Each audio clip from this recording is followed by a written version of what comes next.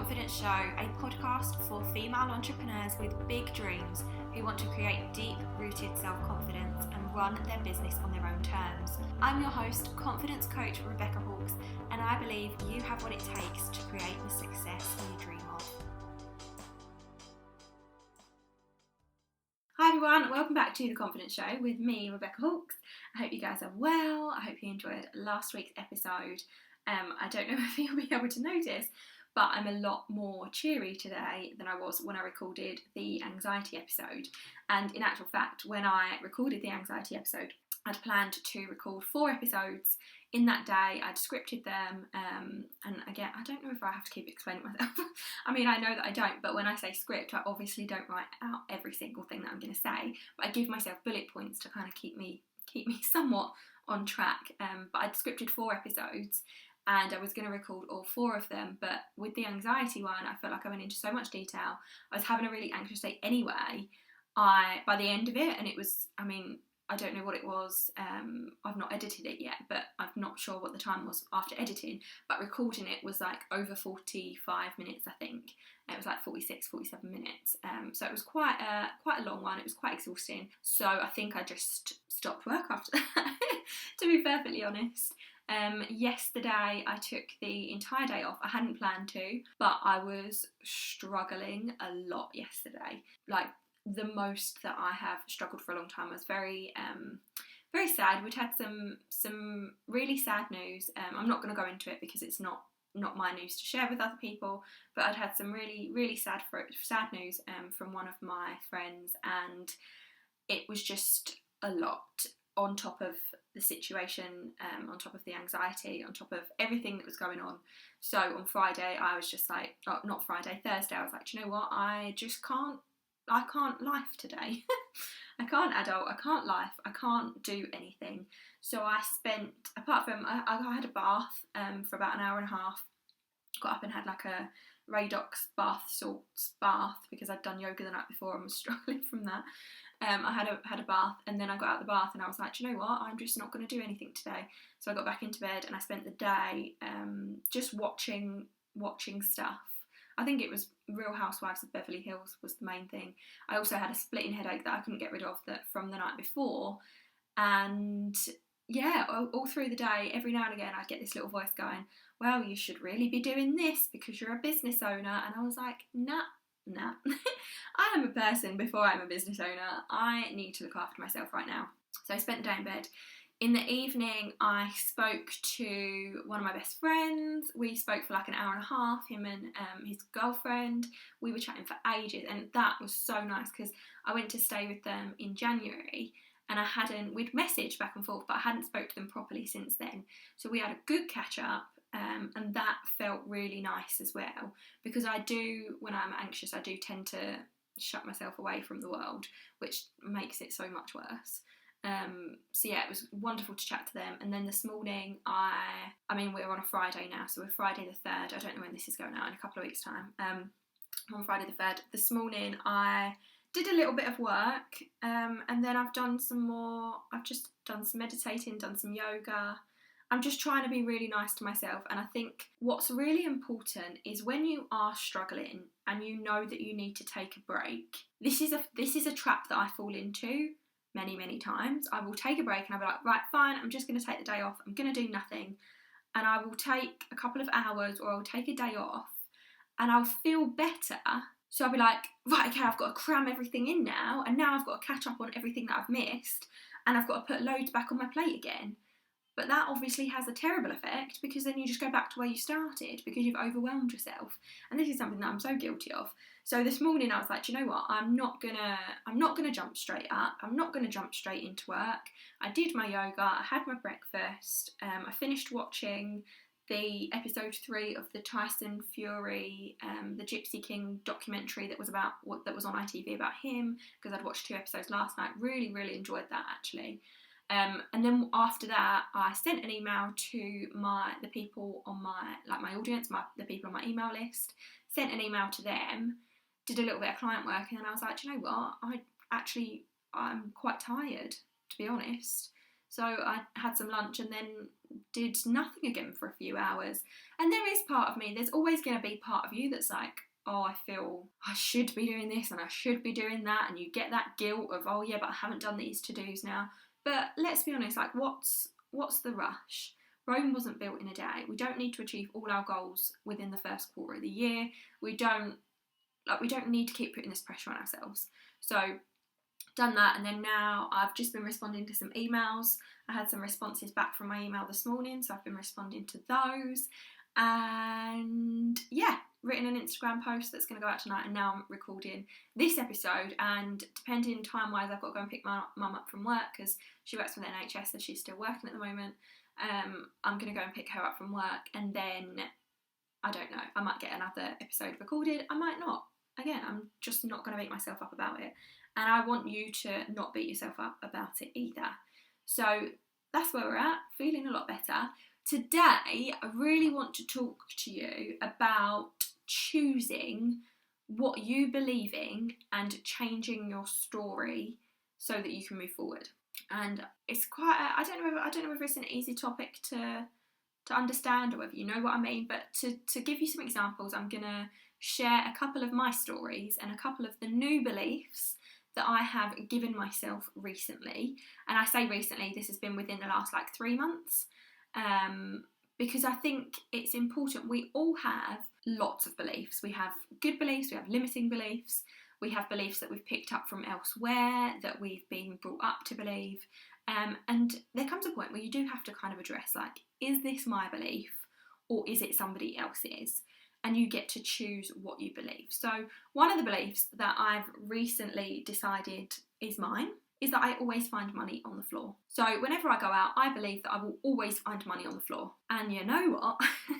Since I've had this belief, excuse me, 9 times out of 10, I will find money on the floor. And this ranges. It ranges from 1p is probably the most common, but I found 50p, I found 20p's. And this is just a belief that I have now. I believe that I will always find money on the floor, and it happens. And it's not a belief where I'm like, oh, well, I have to believe this, I have to believe this. I just do, because I've trained myself to believe it, and I've said it to myself so many times, oh, I'm going to find money on the floor today. Or whenever I go out, I'm like, oh, I wonder what money I'm going to find today, because I always find money on the floor when I'm out, and it just happens. So obviously not happening right now, because we're not allowed out. But when we're allowed back out again, I'm sure I'm going to be finding lots of money everywhere. So that's one of my beliefs. A second belief, I created this belief for myself because I'm sure it's not I don't know whether it's a medical condition or what, but I believe it's a side effect of my anxiety is needing to go to the toilet a lot. So I have I call them anxious wheeze. So whenever I'm trying to leave the house, if I know that I'm going on a journey, if I know that I'm going shopping, if I know that I'm going anywhere, I have to go to the toilet 3 or 4 times, because I have that anxiety of, oh my God, what if there's not a toilet? This is the worst when I do long journeys. When I used to have to get the coach from London to Wales to go and stay with my now ex-boyfriend's parents, it's a 3-hour journey. And although there's a toilet on the coach, I hate going to the toilet on the coach because you go backwards and then I get motion sick, and it's just a big deal. I cause a lot of problems for myself. But I always just have this anxiety about not being able to go to the toilet when I need to, and that means that I constantly need the toilet when I go out, and it's really, really hard. So I decided to say to myself that now I believe there is always a toilet when I need one. So whenever I'm going out, whenever I have anxiety, whenever I'm doing anything, I always say to myself, there's always a toilet when I need one. And I can't tell you, it's all psychological, obviously, but this has helped me so much be able to get out of the house without needing to wee 5 times. It's been incredible. And then when I'm out, I don't have that constant voice in my mind going, oh yeah, but you're going to need the toilet and there's not going to be one. I'm able to go out for a day or go out for a long park walk and not need the toilet. And that may sound really silly. Maybe it's something that I need to address with the doctors. I don't know. But whenever I've gone to the doctors, they're just oh, you drink too much. And I'm yeah, but 2 litres is what you're supposed to drink. So I think you're wrong. But anyway, that's my second belief. And now this next belief that I'm going to share with you is very relevant to the current situation, and this is what has kind of triggered this episode. This is what's got me thinking about this episode. So 2 weeks ago, before we were like officially locked down, but when things were getting really serious, I knew that I had to go and do the shopping. So my mum works full time, as I said. She works for the NHS, so she works at the hospital, and she was talking about doing like the weekly shop. Normally she does it on a Saturday morning, and I said, I think you'd be ridiculous to leave the shopping till Saturday, because obviously everyone's going to be off work then. Everyone's going to be stockpiling and crazy panic buying, and it's going to be a nightmare.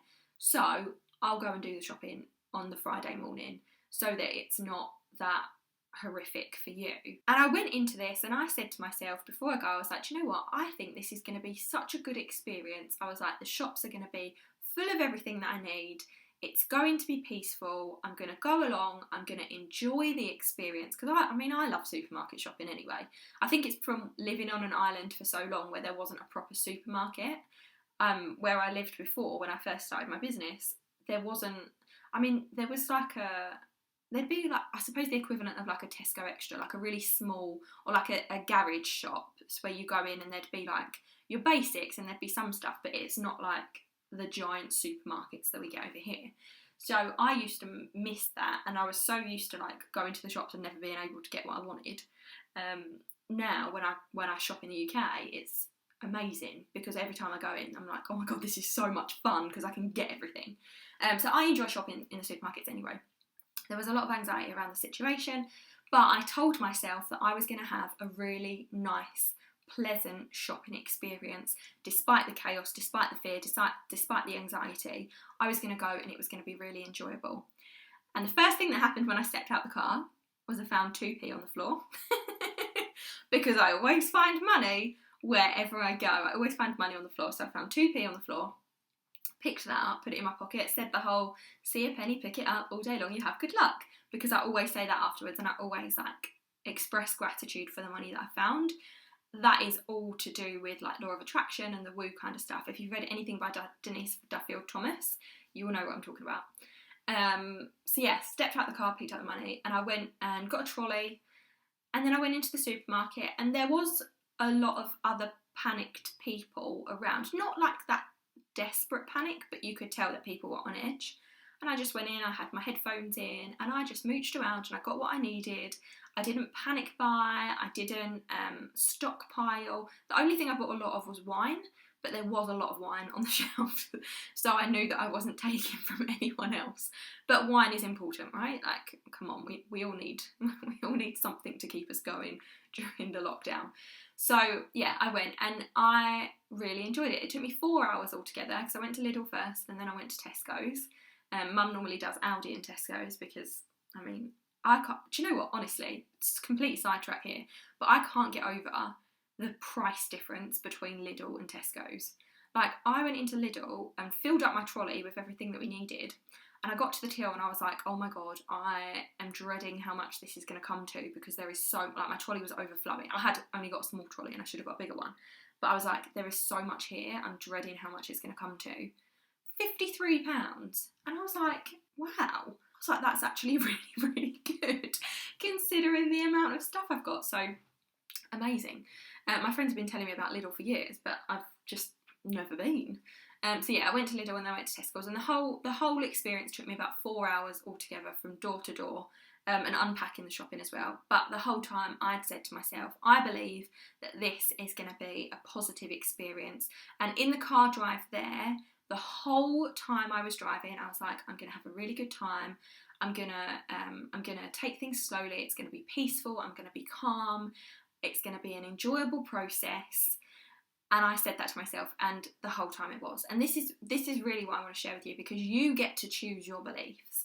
You get to decide what your beliefs are, and it is hard when you're feeling scared or when you're stuck in fear and anxiety. So I'm not saying it's going to be an easy choice to make, because it's definitely not an easy choice to make, but you can make that choice, and you do get to decide what you believe in.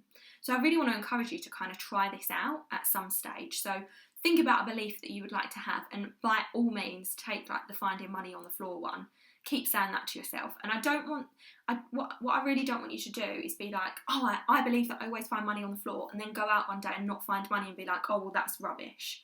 Because there will be days where you don't find money on the floor. But you have to keep building up that belief in yourself. No, but there's been a few occasions where I've been out and I haven't found money, but I haven't suddenly gone, oh, well, that means that I never find money on the floor, because I still believe that I always find money on the floor. So think of a small belief that you can create for yourself, and something that's easy to implement into your day-to-day life. Things like, this example goes perfectly because I just remembered this. That day that I was saying that the shopping experience was going to be really peaceful, I drove into the car park. There was cars everywhere. It was obviously really busy. I drove into the car park, and as I turned into the car park, I was like, well, there's going to be a space there for me, because there's always a space for me. And I shit you not, as I turned the corner, a car was reversing out of a parking space, and I went straight in. So this is really powerful. And you've heard, I don't know if you've heard of Carrie Green. I mean, you must have done. But Carrie Green talks about this as well, about the beliefs that she has, and she always believes that she gets a good car park space, and she always does. So that was another example of this. So yeah, think of like a small belief that you can have. Think about something that you can start to think of right now, start to implement now, just test it out. Test it out and see how it goes, and just keep repeating that to yourself. So on the topic of beliefs, as I mentioned before, there are a lot of beliefs that we have picked up from others, that we've been brought up to believe, that we've picked up from our colleagues, from people that are close to us. And there might be beliefs that you have that you don't want anymore. And I think it's really important to have a think about the things that you believe. And if there's anything coming up for you that you don't want to have, drop it. You can change it. You can cross it out, and you can write your new belief instead. So this is kind of similar to limiting beliefs, but I'm not going to go into limiting beliefs now, because that's a whole other topic that I'll probably do an episode on at a later date.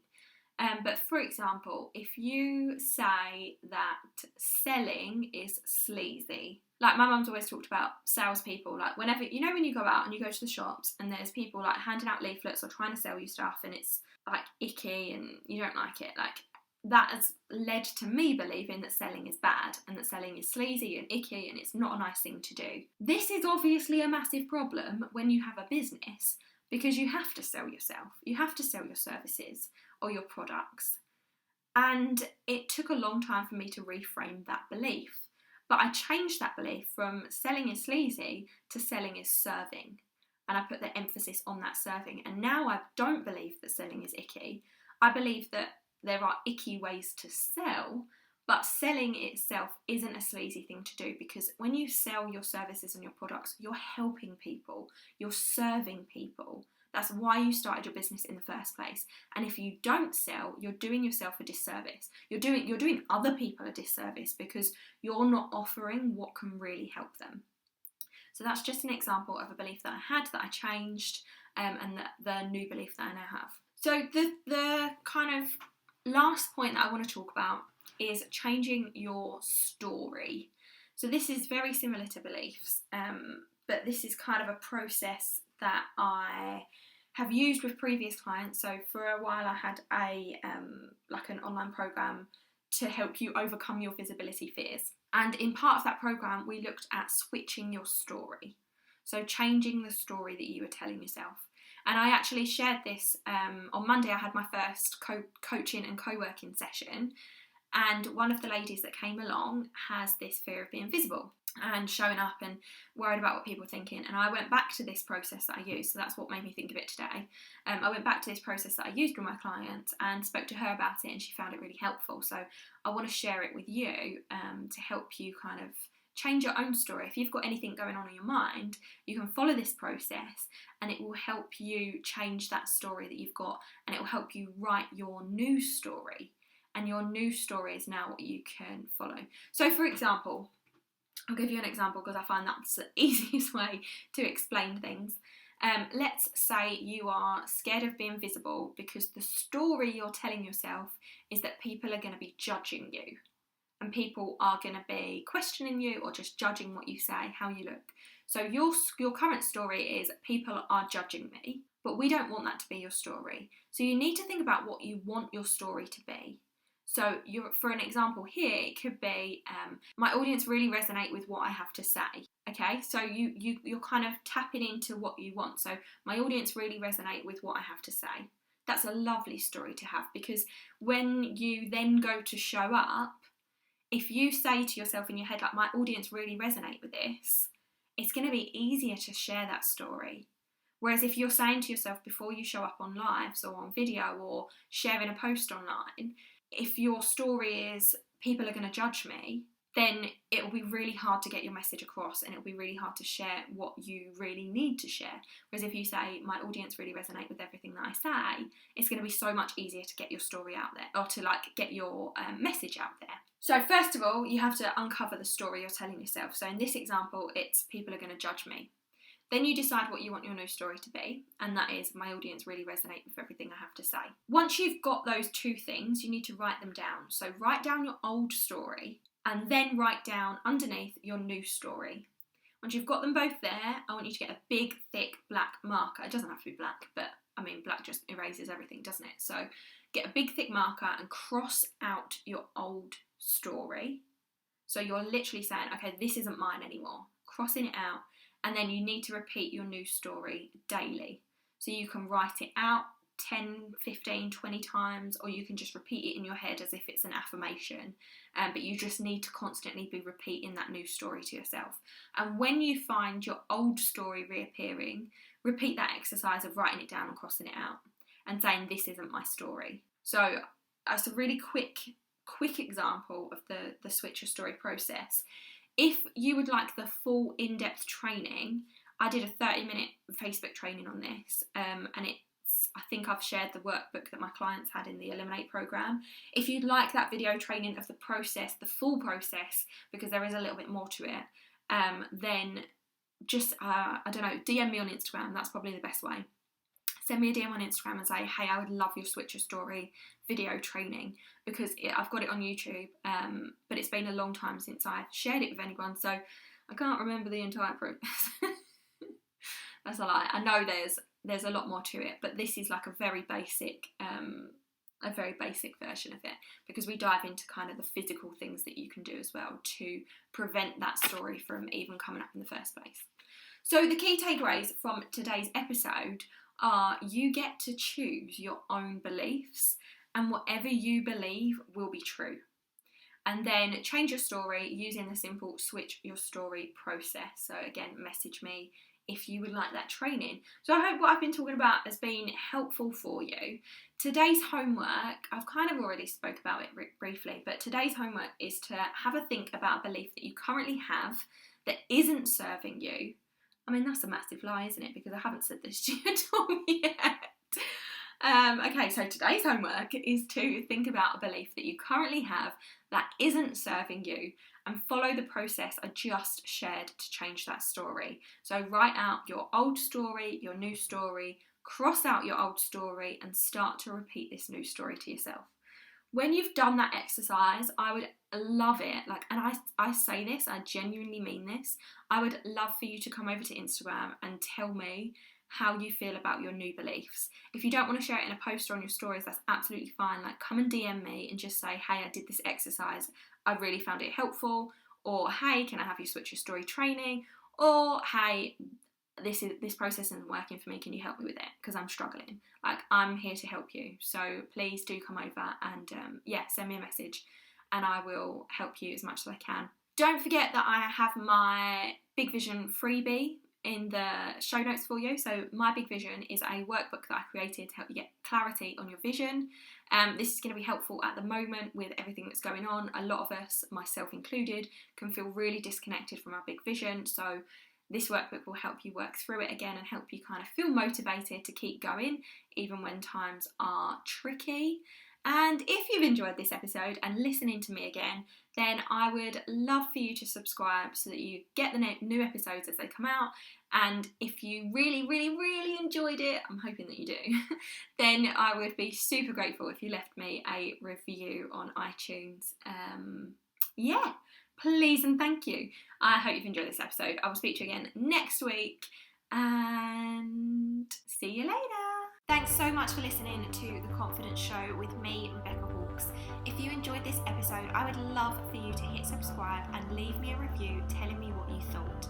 Don't forget to connect with me on Instagram, where you'll find daily inspiration and tips to help you reduce your overwhelm, let go of self-doubt and create unbreakable self-confidence. Find me at Rebecca Lucy H, and I'll see you in the next